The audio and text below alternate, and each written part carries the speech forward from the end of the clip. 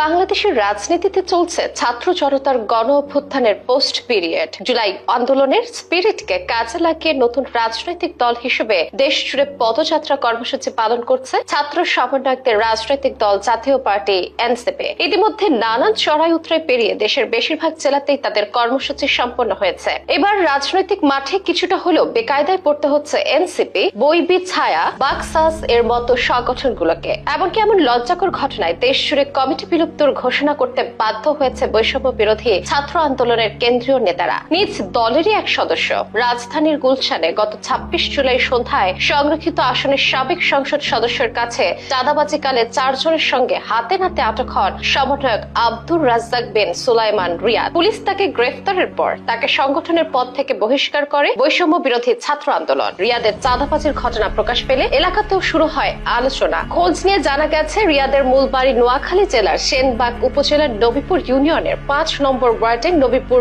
বাজারের দক্ষিণ পাশে। ৮ বছর আগেও রিকশা চালিয়ে সংসার চালাতেন রিয়াদের বাবা, বর্তমানে দিনমজুর। রিয়াদও চলতেন আর্থিক কষ্টে। তবে গত ৫ আগস্ট সরকার পতনের পর বছর না যেতেই তার গ্রামের বাড়িতে উঠতে শুরু করে পাকা দালান। হঠাৎ এমন পরিবর্তনে বিস্মিত এলাকাবাসী। অনুসন্ধানে জানা যায় রিয়াদের দাদা অলিউল্লাহ ছিলেন একজন রিকশা চালক। দাদার মতো বাবা আবু রায়হানও রিকশা চালক ছিলেন ৮ বছর আগে। গত বছরের ৫ আগস্টের আগে দিনমজুর হিসেবে জীবিকা নির্বাহ করতেন তার পরিবারের একাধিক সদস্য। বাবা কঠোর পরিশ্রম করে ছেলেকে পড়াশোনা করিয়েছেন। স্বপ্ন ছিল ছেলে একদিন বড় হয়ে চাকরি করে সংসারের হাল ধরবেন। রিয়াদের মা নাজমুন নাহার একজন গৃহিণী। তিনি একসময় সংসার চালাতে কাজ করতেন অন্যের বাড়িতে। স্থানীয় নবীপুর হাই স্কুল থেকে এসএসসি পাশ করেন রিয়াদ। পরে ভর্তি হন কোম্পানিগঞ্জ উপজেলার সরকারি মুজিব মহাবিদ্যালয়। সেখানে গিয়ে ছাত্রলীগের রাজনীতির সঙ্গে যুক্ত হন। সাবেক সড়ক মন্ত্রী ওবায়দুল কাদেরের ছোট ভাই বসুরহাট পৌরসভার মেয়র আব্দুল কাদের মির্জার হাতে ফুল দিয়ে ছাত্রলীগে যোগ দিয়েছিলেন। পরে সেখান থেকে